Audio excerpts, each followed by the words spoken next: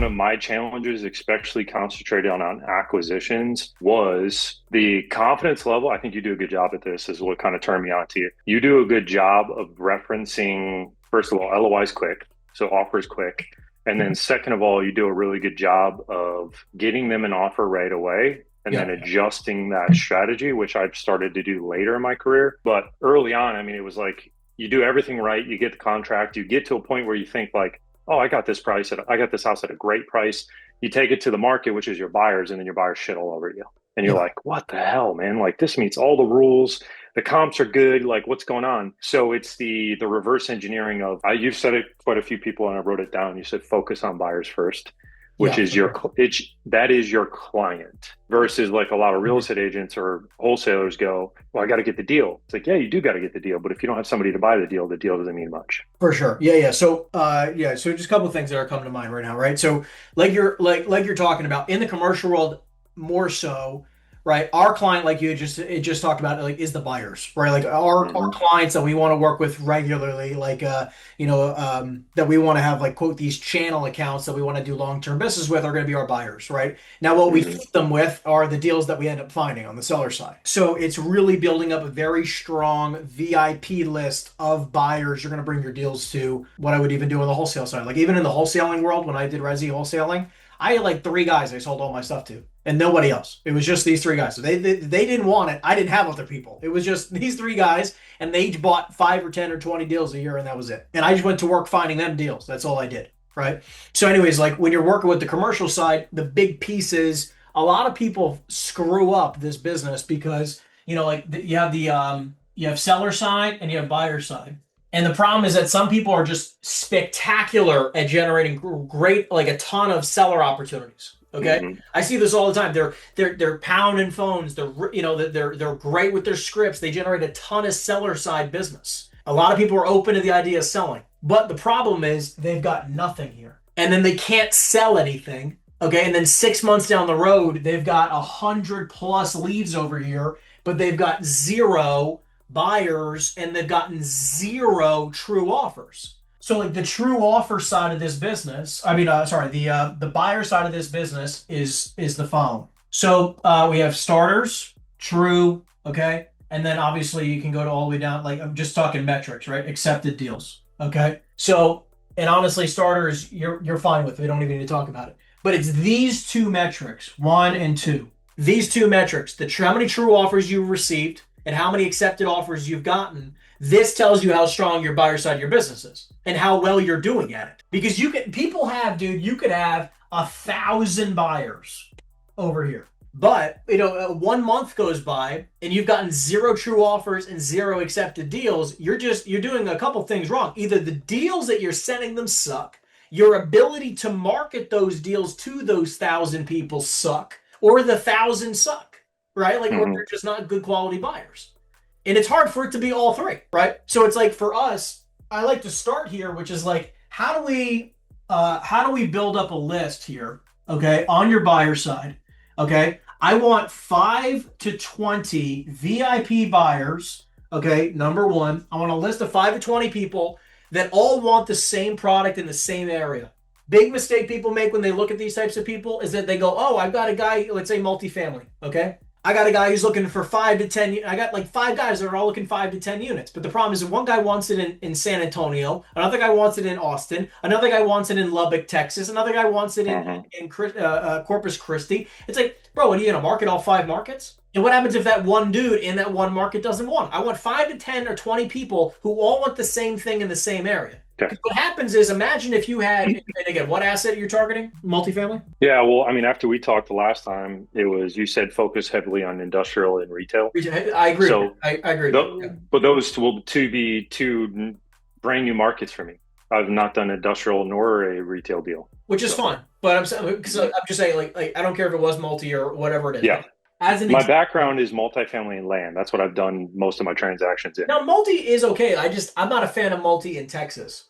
Sure. Now, let's just say you said San Antonio, right? You're in the San Antonio market? Correct. Yeah. Central Texas. San Antonio to Austin.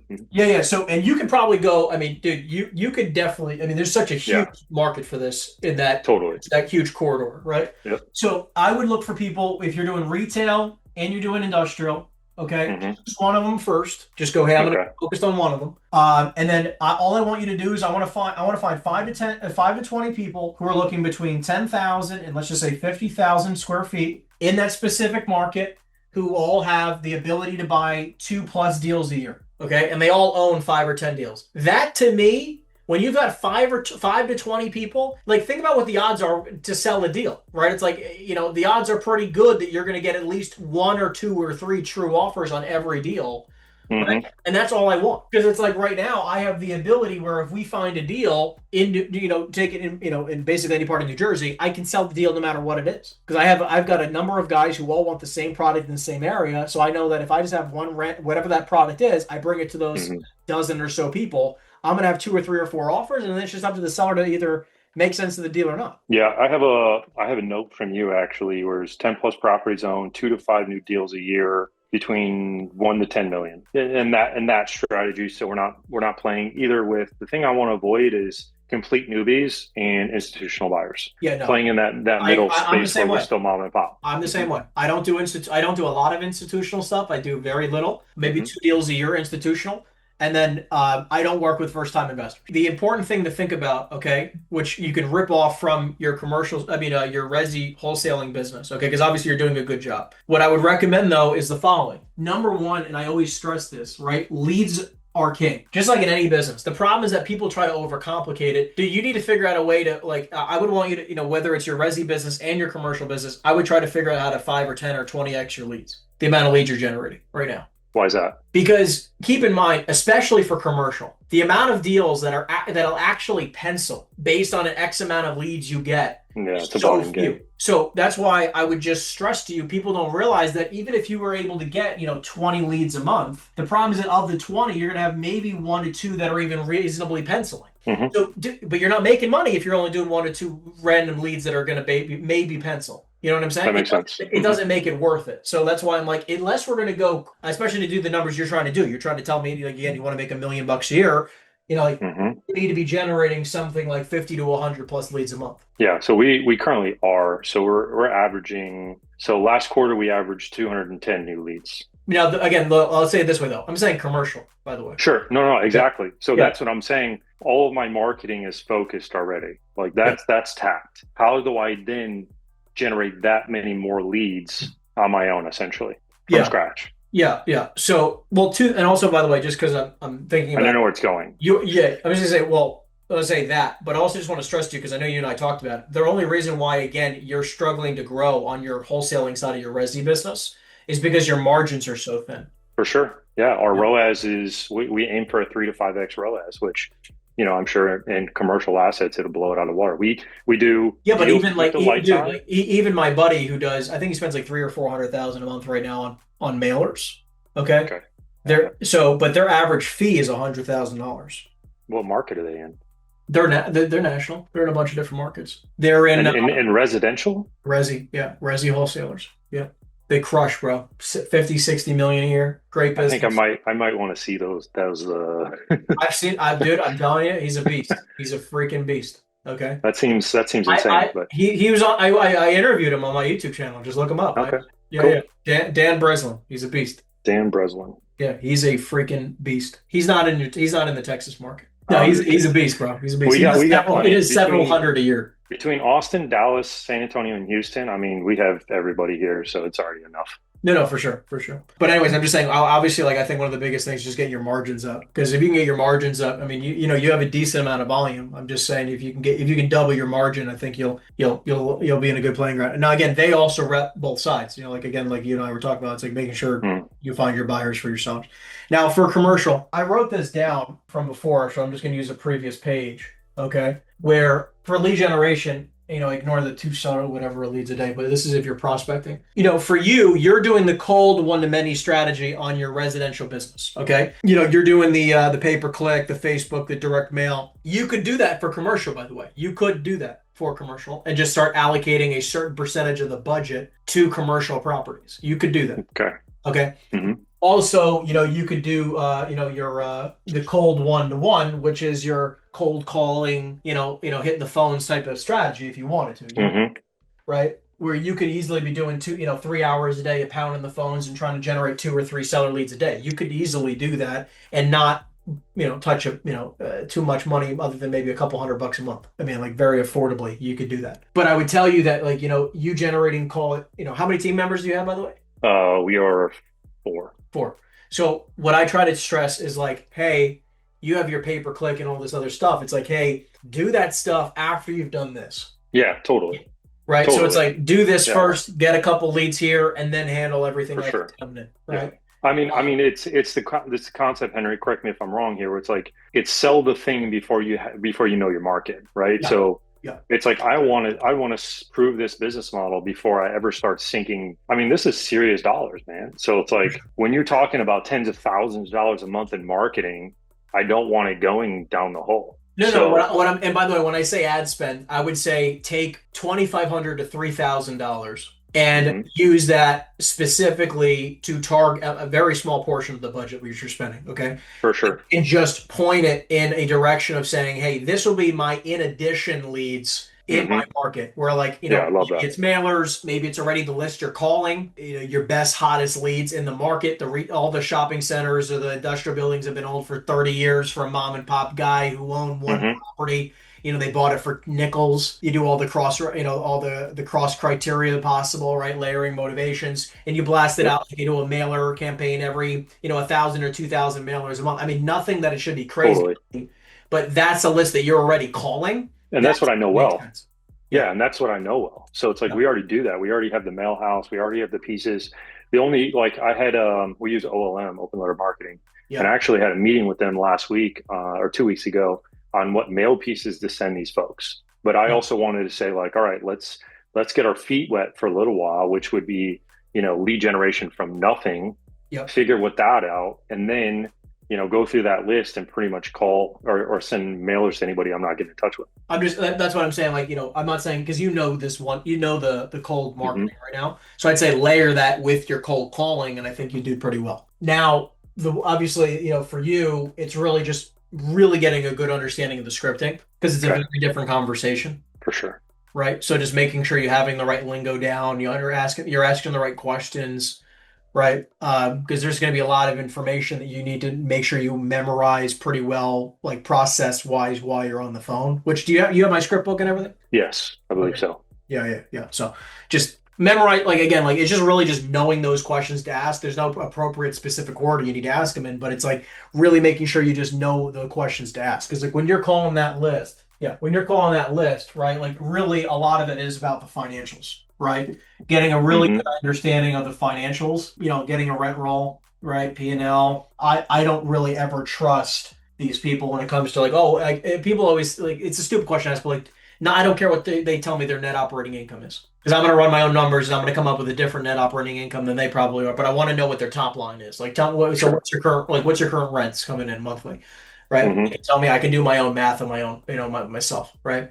Is it Got it. gross rents or triple net? Tell me about the tenancy you have there. Are they on, the long-term rate leases or the short-term lease? Getting copies of leases, another big important thing when you're dealing with retail. You need copies of leases. Sometimes if you can get a floor plan of how the units are laid out, could be helpful. And the good news also, though, think about it in this game, right, is that when you have a really good deal, there's plenty of money to be made in that deal. Where like you might only do 2 or 3 or 4 of these a year, but it's still $1 million.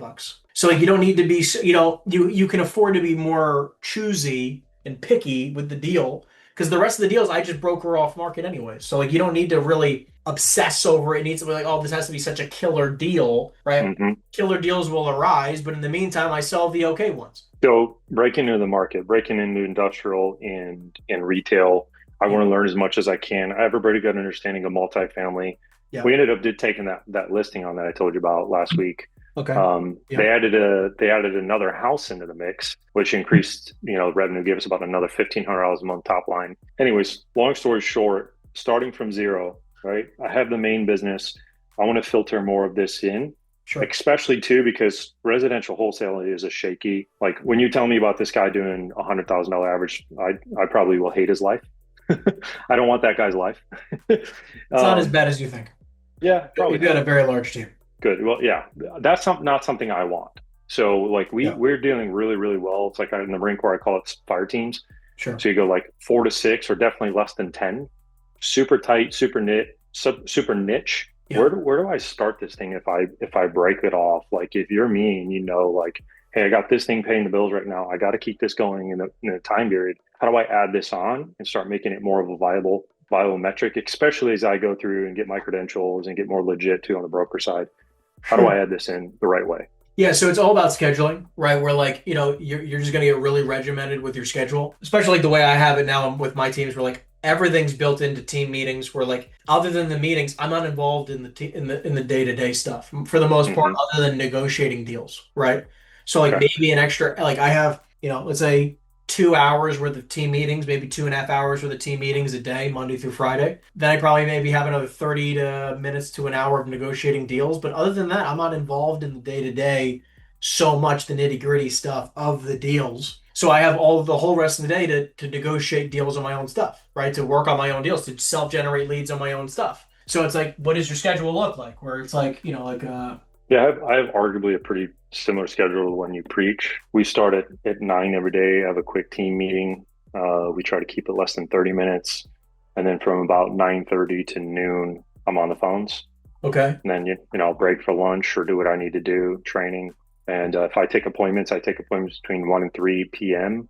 And okay. then by 4, I'm hopefully back in the office for any type of follow up or offers that need to be happened until 6 or 7. So I think that until this starts making money, I don't think you Hmm. change every day. I think it's like 1 or 2 days a week that you start really working this side of Okay. the business. And then That's once very doable. you do that consistently for 90 days and just say like, hey, like Wednesdays, because that's when training is, and Monday or Wednesdays and Thursdays or whatever. You choose the Hmm. days. It doesn't really matter. But the point is For like sure. 2 days a week or something like that are commercial, and 3 days a week are resi, and allow that to be constant for the next 90 days to 6 months and see how you're doing. Hmm. That's very Because, doable. obviously, like you don't want to affect your ability to earn in a business that's paying the bills. So, like, you want that to continue. So, you're not going to go to zero time Yeah. there. Hmm. And if you're trying to build up a new operation here, I would also maybe bring on, one guy to do it with you. You know what I mean? Like, where it's like Hmm. it's one other person, where like you both are generating the opportunities here, where like this is your commercial junior, right? Where this person's just ripping phones all day long, right? Helping you build a database. Because the problem is that if you That's go like, hey, like I'm gonna do this 5 days a week, that's a fucking problem. so. What is one of those days? I do a commercial day only. What does that look like for you? Yeah, yeah, yeah. So I would Say say, we do. Say we do Wednesdays are commercial days. well, ignore the dates up top, whatever. I'm Yeah, just yeah, for sure. so after your meetings, what time? What time is your meeting end?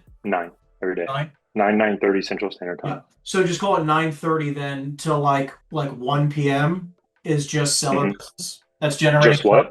just seller business. Seller leads. Okay. Yeah, just Hmm. generating seller opportunities. Because remember, the cool thing about this part of the business is that it's very basic. Okay, it's very basic. You spend half the day in seller business, and then from 1 p.m. to 6 p.m. is buyer business. All you're going to do is your generation here. This is the seller lead gen here, and then not only buyer gen, but pitching deals, right? This is offer Hmm. generation. You want to get you're pitching deals, you're trying to get as many offers as possible the other half of the day. So it's like Hmm. 9:30 to 1, you're generating the seller opportunities. 1 to 6, you're trying to sell the opportunities. That's it. And you set up here, build the VIP buyers list. Are you starting there? I'd probably start there. Yeah. Yeah. And because Okay. I would probably tell you that you have 2 weeks all day. Like, don't worry about seller business right now. You have two Yeah. weeks to just build, or maybe 4 weeks, depending on how well you can do in those couple days, right? Because you're only doing it like, again, most of these people are doing it 5 days a week. You're doing it two, so you might need Sure. 4 weeks, maybe 6 weeks, but take the next Hmm. whatever few weeks to build up your VIP list. Have the whole day's buyer business. All you're doing is you're calling up the best buyers in the marketplace and trying to build up your VIP list. That's it. That's all you're doing.